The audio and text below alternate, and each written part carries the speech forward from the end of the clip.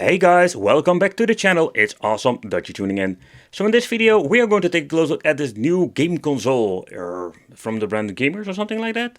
I was really curious what we're going to get because this is something I noticed a very long time ago on AliExpress, and I just recently finally bought it and it came in, and I was more like, what are we going to get with this thing? So we have seen our share with saying plug and play, single player, or Pandora's boxes, but this is something differently. But some of the text on the box are freaking hilarious. Look at this, professional game chip.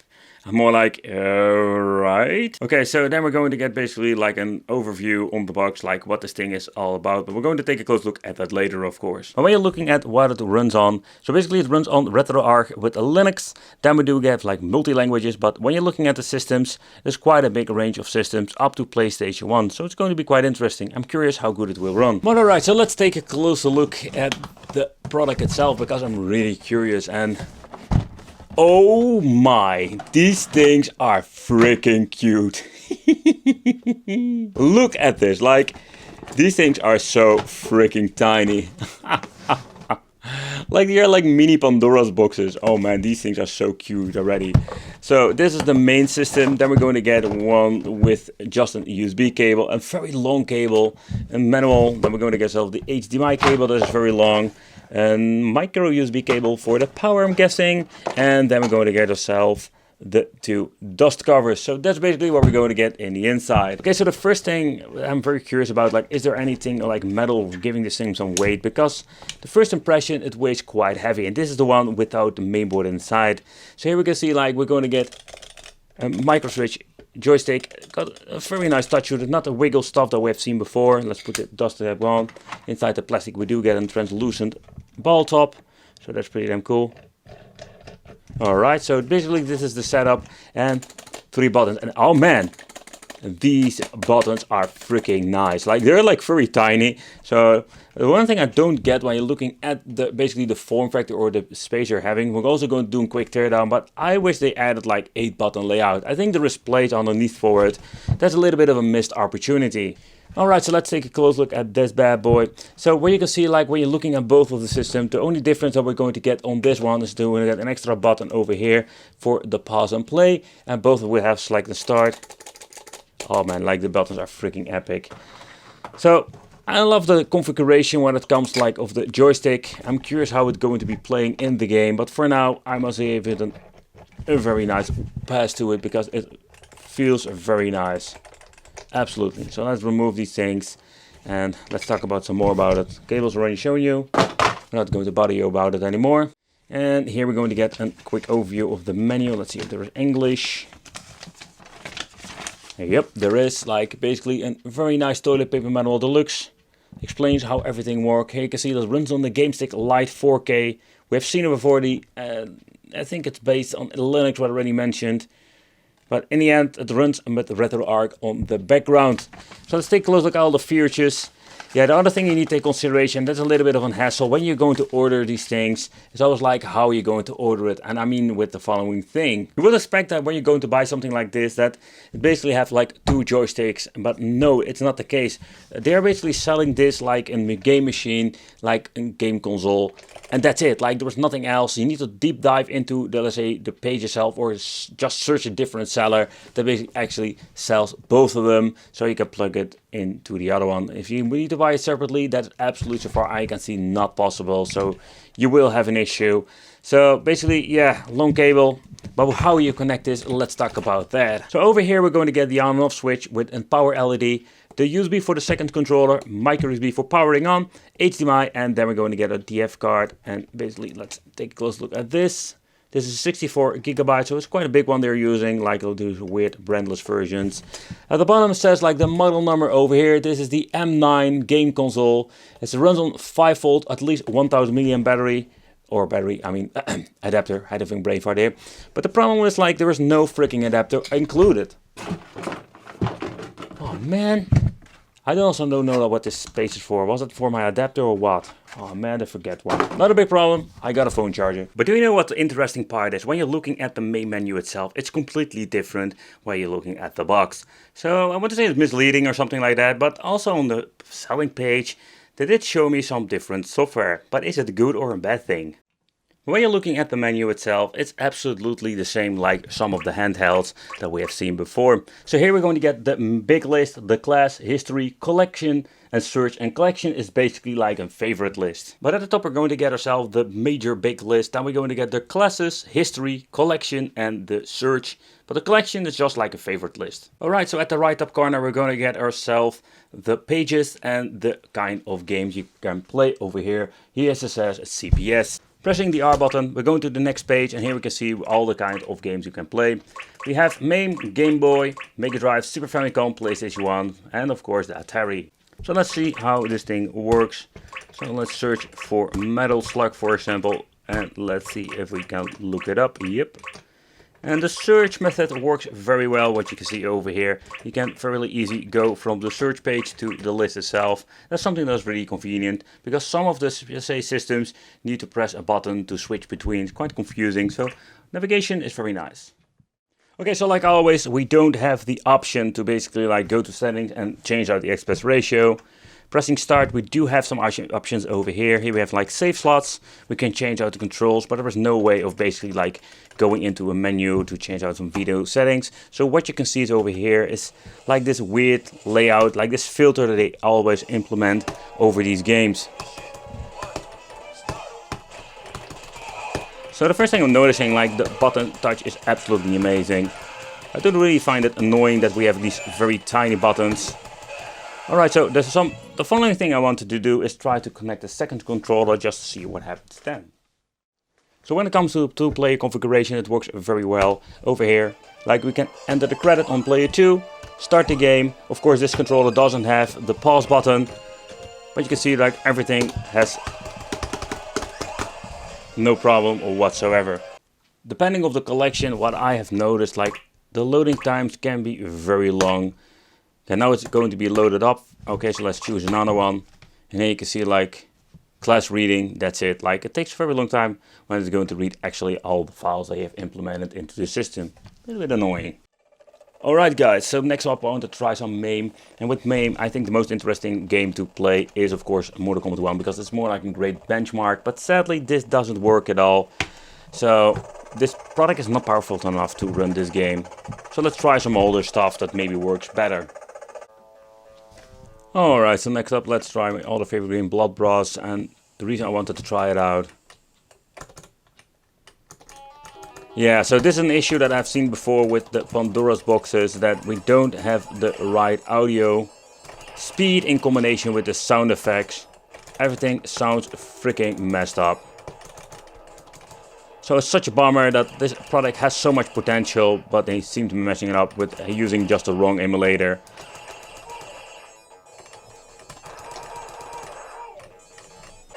Alright, so next up let's try a GBA game, just see how the emulation performance of this is. So search my freaking button, always like a question. Wow, that sounds completely messed up. Oh, let me guess, like, yeah, they basically added turbo buttons to this machine. You can just hear it slows down.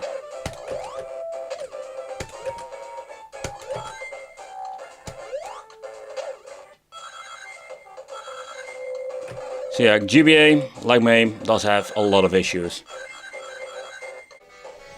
Okay, so next up I wanted to try Sparkster on the Sega Mega Drive, or Genesis known by the US viewers.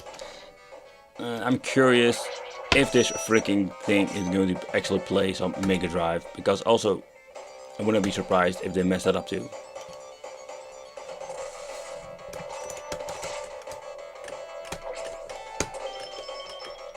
So far, so good, I can see.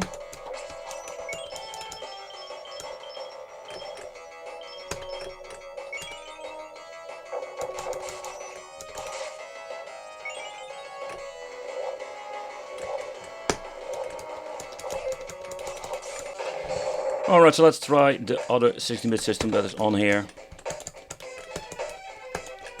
Oh, there it is. I was just searching for my freaking buttons again. But it seems to be that didn't mess it up with the 16-bit emulation so far I can hear and see.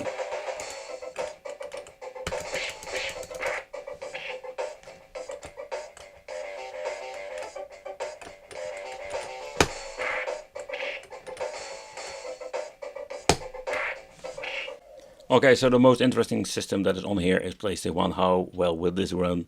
So let's try just a couple of games on this. So the first game I wanted to try out is Darius is it? And just to see how this two-dimensional shmup will run.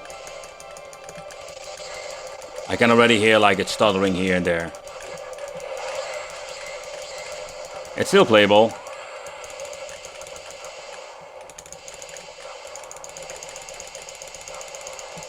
Alright, so next up let's play a little bit of a three-dimensional game. It's time for some Crash, and I've noticed like this game runs very well. So it's also like demanding what kind of game they're basically using. There is no way of looking at the back end, like what kind of emulator they're running this on. But again, this seems to be running just fine. So let's take it up a notch and let's see how another gun will run on PlayStation 1. Because I got one that will have some issues, or I think it is. Alright, so let's do the Player 2 test again. I'm just really curious how this will run. Alright, so let's plug it in. Okay, so it automatically detects the second controller, also with some other emulators. Alright, so can you just freaking stop showing the freaking demonstration? Frick off, come on. Alright, so let's choose versus mode. Everything works fine.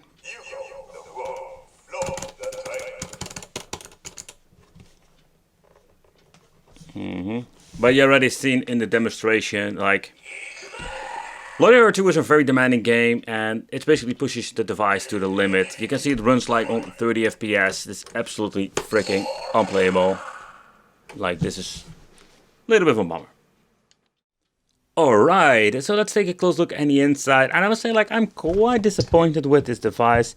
And the other thing, to be honest, I'm not really surprised anymore with these things, you know. You're not paying a lot of money for these two-player devices, and most of the time you're not going to get like amazing performance. But it's all like the case that I slap on like basically software, but it doesn't run at all, you know, like they're adding a RetroArch, they don't configure stuff like it should be, and the biggest problem is you cannot reconfigure anything. There is no way so far I know to get into the RetroArch, update the emulator, switch out stuff, if it's even like helping, because some of them are like running so slow because the hardware is pretty damn shitty. So the way they construct this is quite interesting. They're not using these Parkers or something like that, they're just using normal screws. Interesting. Let's see if I remove them all. I think I forgot one. Oh, I forgot one. Yeah, because I need to break the seal. Here it comes. Yeah. That's the reason why I couldn't freaking open the thing. Alright. And let's take a close look. Ooh, and the inside. There goes my screw. Okay, so how they made this is quite interesting. So let's talk about the upgrades. So if you want to upgrade your stick, it's even possible on this thing. It just uses a normal Senwa layout, so basically you can replace it with a Senwa. But I must say the joystick, I really like it. It's very clickish, but it plays very well. And the tiny buttons too, like I love the clickies, like touch to it. Absolutely amazing. So when it comes to controls, I am absolutely happy with it. So when it comes to the controls, it's absolutely great. But when you're going to look at the inside, it's quite interesting construction. Here we do have like one connector that we can plug out.